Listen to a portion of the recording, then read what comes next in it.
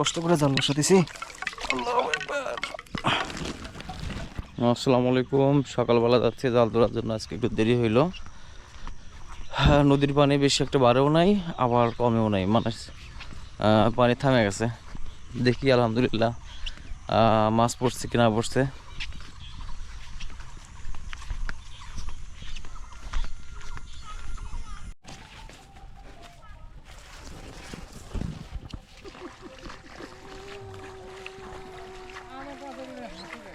এত দুঃখের দেখ আবার খায় গেছে, খায় নাই এখনো, নিচেরটা তো খাইছে।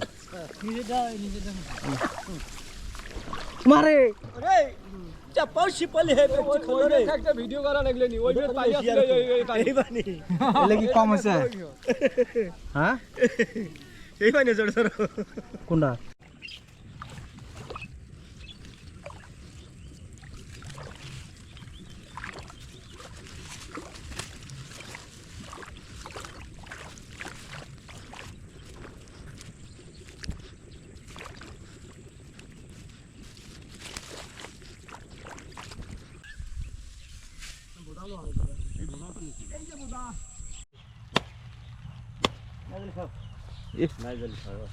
এদের ফেললে মানুষের বুদ্ধি শুনে বেশি নাইজেলি নাকি?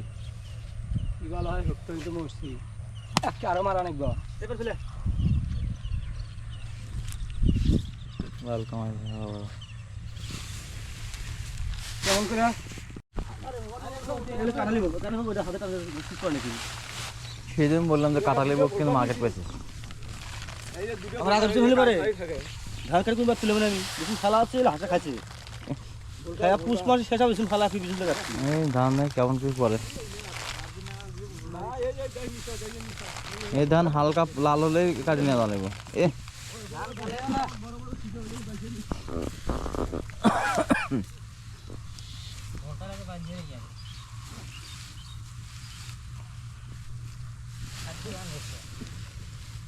আচ্ছা এই যদি না বিছালে হয় কি অবস্থা এটা?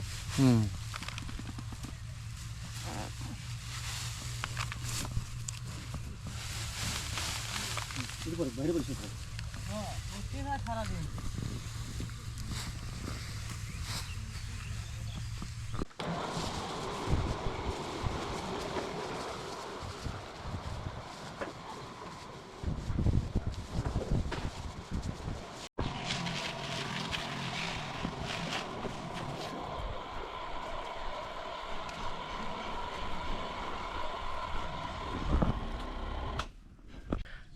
যে পরিমাণ পানি হয়েছে সেই পানিতে আমাদের ধান ডুবিয়ে গেছে। দেখেন, মানে ধান ডুবছে, পানির নিচে ধান দেখাই।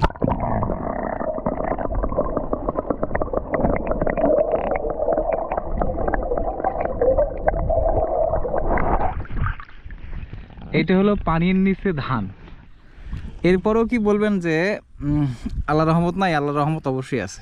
প্রতিটি কাজ আল্লাহ রহমত ছাড়া হয় না। কিন্তু এখন কিন্তু আবার আছি ভুট্টার জমির ভিতরে। এই যে ভুট্টার ভিতরে কিন্তু পানি, এটাও কিন্তু মানে এই পানির মধ্যে ভুট্টা তোলা হয়েছে। মানে এমন একটা অবস্থা, পাতিল নিয়ে দাঁড়ায় এই ভুট্টা তোলা লাগছে, অনেক সময় ডুব দিয়ে ভুট্টা তোলা লাগছে।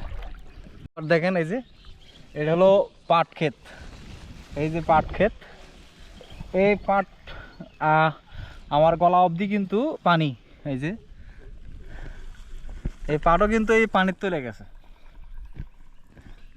এই দেখেন, আরও একটা দেখাই যে এই ভুট্টাটা দেখেন কি অবস্থা।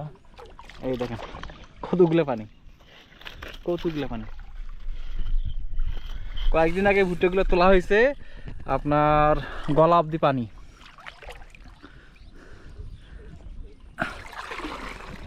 আর ধান কাটাও হয়েছে তো গলা পানিতে।